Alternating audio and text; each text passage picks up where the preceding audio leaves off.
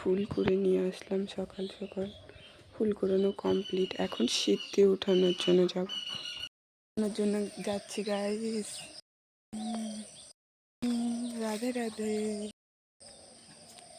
কি সুন্দর একটা ফুল, সকালে নজারা নজারা, খুব সুইট। সকালবেলা মানে সুন্দর সুন্দর ফুলের আভাস। এই ফুলটা ফার্স্ট টাইম দেখলাম, জানি না কিছু ফুল, দারুণ।